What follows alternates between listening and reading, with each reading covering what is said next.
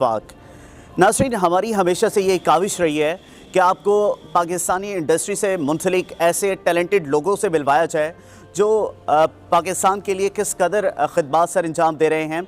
आपने देखा होगा कि इनकी बनाई हुई प्रोडक्ट्स जो हैं पाकिस्तान की बड़ी बड़ी चीज़ों में इस्तेमाल की जाती हैं, लेकिन इन फेसेस से आप लोग रोशनास नहीं होते, इन लोगों को जानते नहीं हैं। तो फैसिलिटेटेड प्लस का मकसद सिर्फ़ और सिर्फ पाकिस्तानी टैलेंट से आपको रोशनास करवाना है और उसके साथ साथ उनकी मसनूआत को पूरी दुनिया तक पहुँचाना है। मुझे बड़ी खुशी हुई बशारत साहब जो कि CEO हैं अली इंजीनियरिंग कंपनी के पाकिस्तान के अंदर ऐसे लोग मौजूद हैं जो यहाँ पर बैठकर पाकिस्तान की खिदमत कर रहे हैं। तो बशारत साहब, सबसे पहले आपका शुक्रिया अदा करूँगा कि आपने इतने कीमती वक्त में से आपने वक्त निकाला।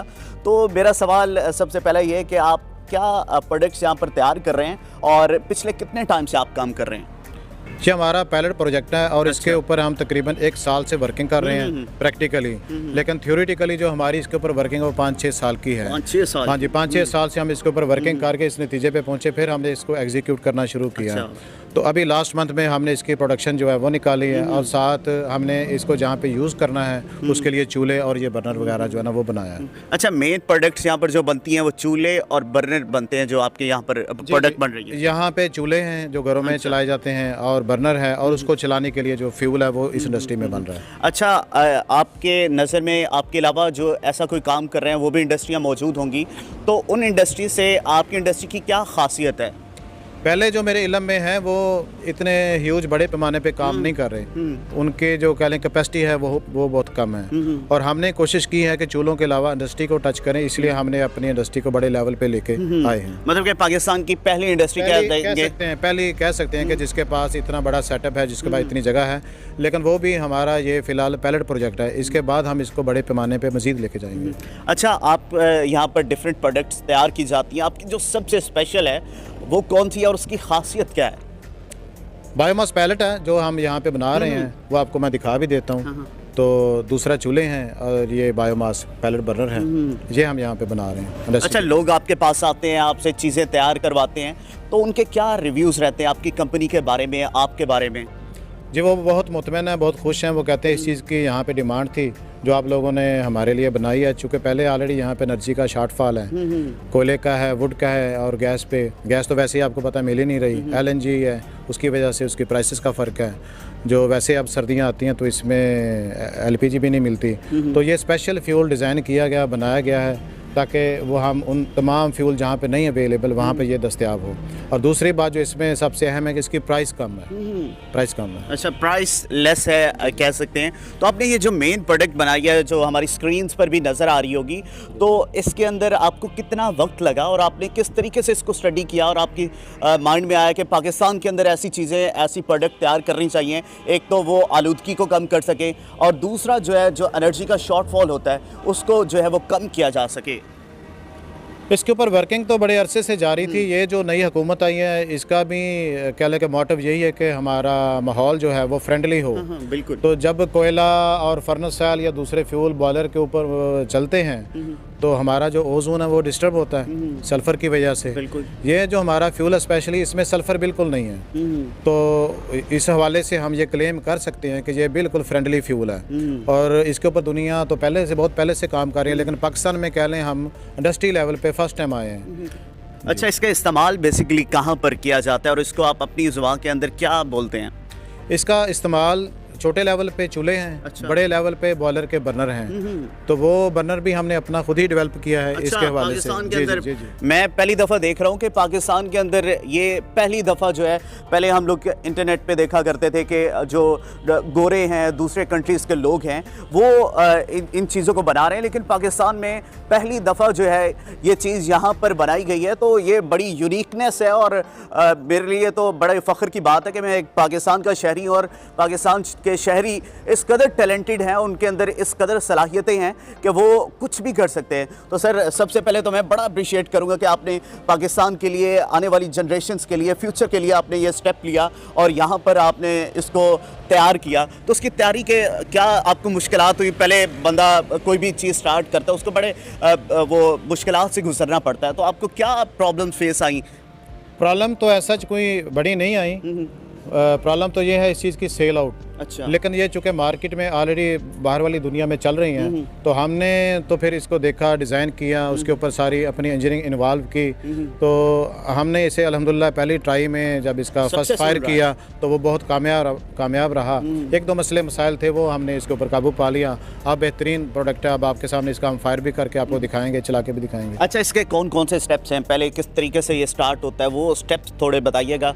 और हम अपने नाज़रीन को भी दिखाना भी चाहेंगे कि इसके अंदर कितनी वो पावर है और कितनी पावर के साथ ये चल सकता है। और फ्रेंडली इन्वायरमेंट है। सबसे ख़ास बात यह है कि इसकी कि आपके जो इन्वायरमेंट है उसको ये ख़राब नहीं करता, और साथ में आपको जो एनर्जी का शॉर्टफॉल है उसको बड़े लेवल पर वो कंज्यूम की जाता है। अगर घर की बात की जाए, वहाँ पर आप गैस का यूज़ करते हैं, आजकल सर्दियाँ हैं और बाकी नॉर्थन इलाकों में जाए तो वहाँ पर गैस का बड़ा शॉर्टफॉल रहता है।